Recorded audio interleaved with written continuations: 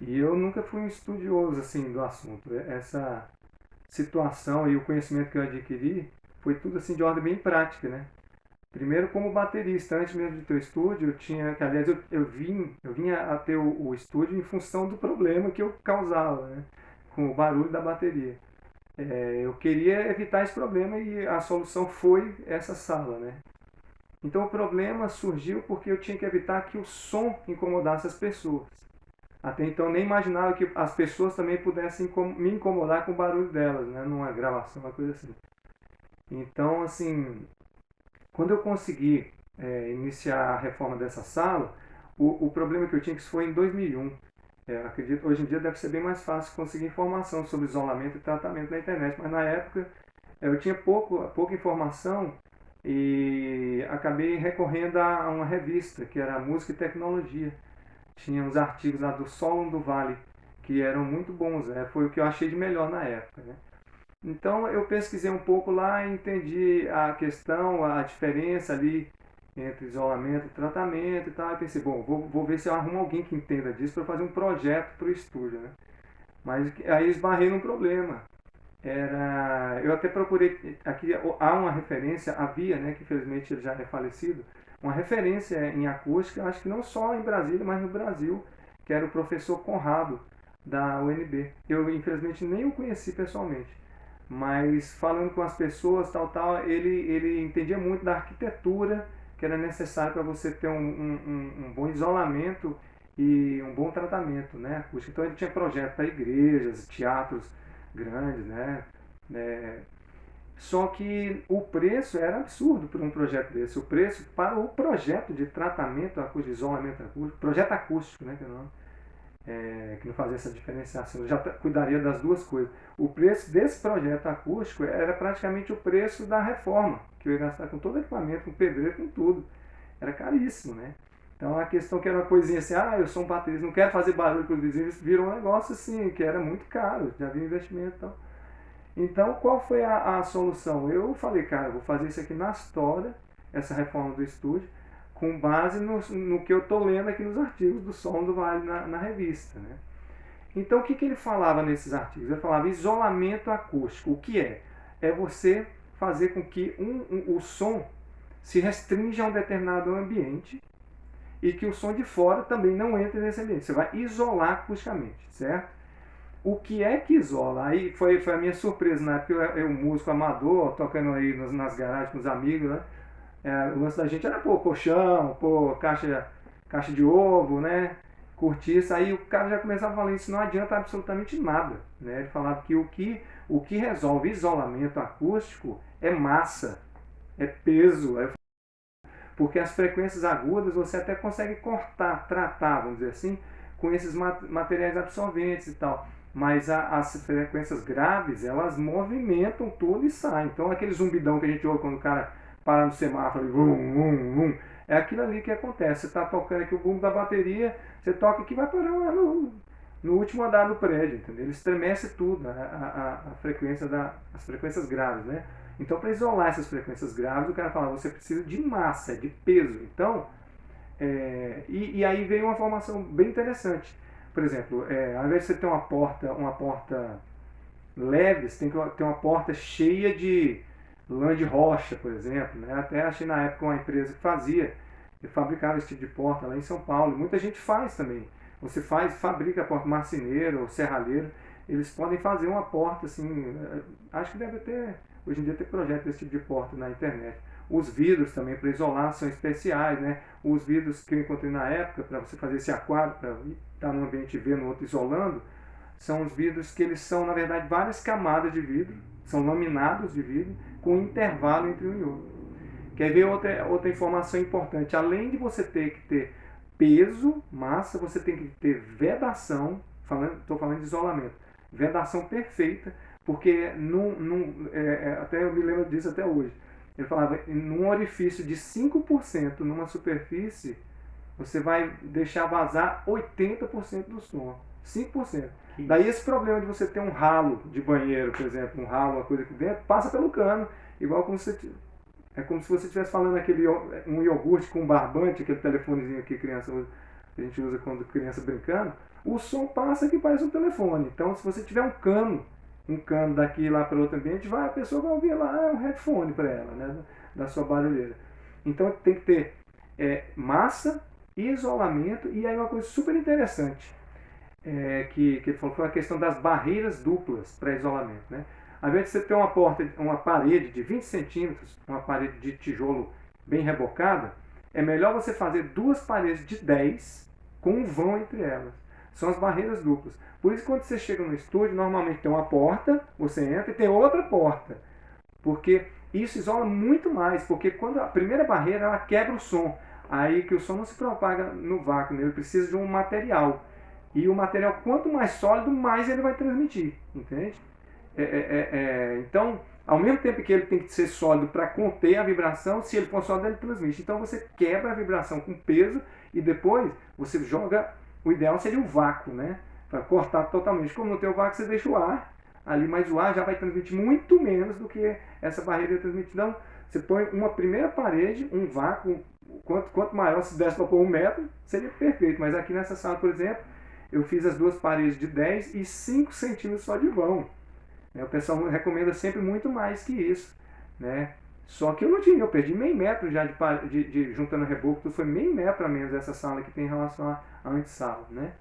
Então, isolamento acústico é isso, é a massa do material, a vedação, sabe? Então aqui foi tudo vedado, todas as saídas de fio foram fechadas com silicone, assim, ficou tudo vedado, só tinha fio elétrico aqui dentro.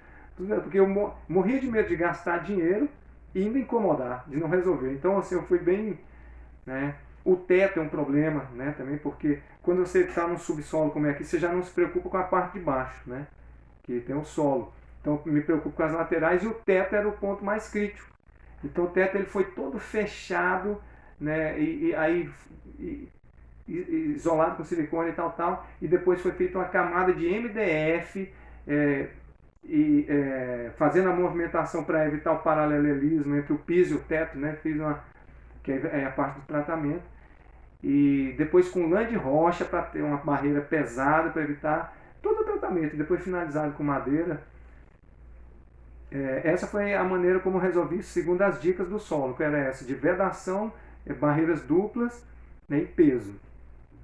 Vamos dizer, já se considerando que eu estaria resolvendo o problema do isolamento, aí eu tinha ainda o problema do tratamento acústico a resolver, que era outra coisa sobre a qual o solo falava. Aí sim aquela ideia romântica dos materiais absorventes, da caixinha de ovo, da parede cortiça, não sei o quê, aí sim elas fariam sentido para tratar internamente o som. Né? Esquecendo aqui o problema de isolar o som, agora eu tenho que ter um som bom, agradável dentro da minha sala, né? Para ensaiar ou para gravar mais ainda, né? Para gravar torna-se mais crítico ainda, essa necessidade mais crítica ainda. Então, o que ele falava sobre esse assunto, né? E o que eu aprendi nessa empreitada prática minha, né? Era o seguinte: primeiro, se você tiver duas superfícies paralelas, paredes dentro da sala paralelas, vai haver uma reverberação uniforme ali. Então, isso causa ondas estacionárias, o que prejudica muito o som, fica aquela coisa assim, principalmente de grave. Como é que você faz para quebrar essas ondas estacionárias, essa reverberação indesejada, né? Você precisa de ter superfícies não paralelas, porque aí quando o som bate aqui, bate lá, ele volta em outro sentido, ele vai ser uma propagação difusa. E então o som vai estar dentro da sala, mas assim, não criando aquela reverberação que se retroalimenta e vira aquela coisa, né? Então você precisa quebrar esse paralelismo. Então eu fiz as paredes, eu optei por fazer as paredes retas, mas o acabamento final da madeira foi feito em zigue-zague para desespero do marceneiro. Foi terrível isso aí, né? Você tem, né? Aí, acho que por isso que o projeto não é barato, né? Essas são coisas que tornam-se muito trabalhosas. Se você deixar uma parede, então, por exemplo, você pode fazer uma parede reta, mas a outra você não faz reta.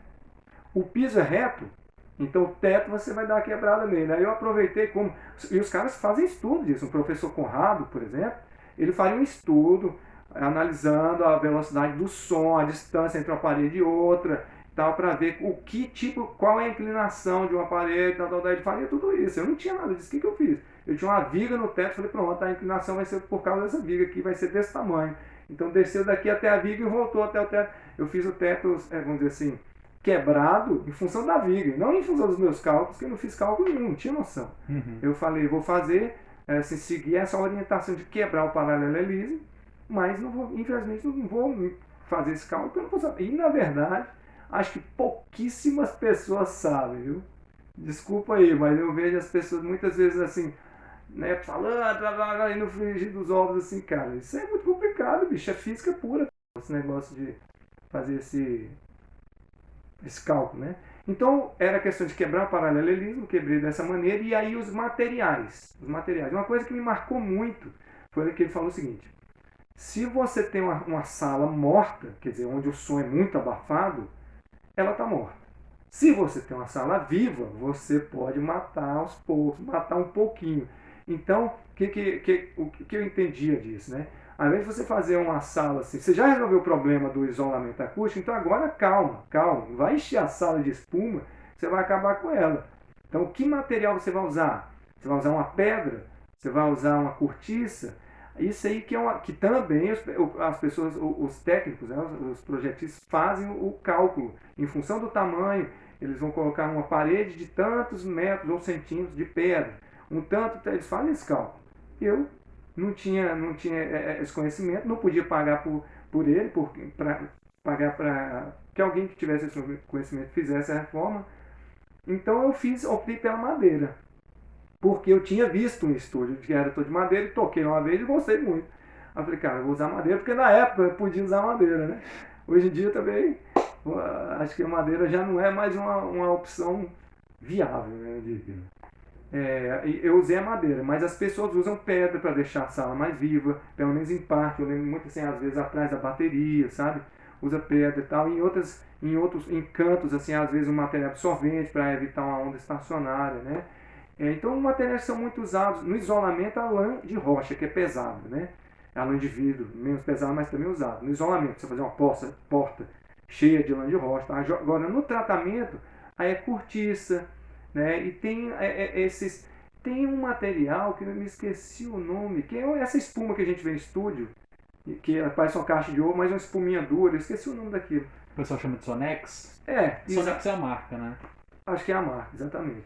Pois como eu acabei usando a madeira, eu não estou convivendo com esses materiais aqui. A madeira se mostrou para mim aqui uma boa solução, porque é coisa da limpeza, né? Que também eu me deparei com esse problema também. No que você isola o ambiente para o som não sair, aí você se depara com um problema, por exemplo, do mofo. Uma vez eu passei uma semana sem entrar no estúdio aqui. Quando eu voltei, cara, eu falei, meu Deus, o que eu inventei aqui? Já estava verde do teto à parede. Aí eu entendi que eu precisava de uma porta, que quando eu saísse do estúdio eu deixaria todas as portas acústicas pesadas abertas e eu ia fazer apenas uma grade para proteger do roubo, né? Uma grade veneziana para poder o ar continuar entrando. Aí foi como eu solucionei esse problema. Então, assim, a madeira assim, tem menos problema com mofo, dá para eu limpar, é melhor do que um carpete, do que... Então, assim, essa escolha dos materiais também passa por essa questão, porque a pessoa entra no estúdio depois e começa a espirrar e não consegue gravar. É uma questão a ser considerada mesmo, esse negócio da limpeza dentro do estúdio. Você conseguir ter um lugar onde que seja isolado acusticamente, com bom tratamento acústico e que não vai causar uma rinite em todo mundo que entrar ali, né? Então basicamente foi dessa maneira, que foi com as paredes, as superfícies não paralelas e com madeira. A questão do tratamento acústico que foi solucionada dessa maneira. É isso. As informações hoje em dia acho que são estão mais disponíveis na internet e tal, né? Eu só sei o seguinte, a pessoa não pode desconsiderar nenhuma dessas duas coisas quando for lidar com música, com áudio, com gravação.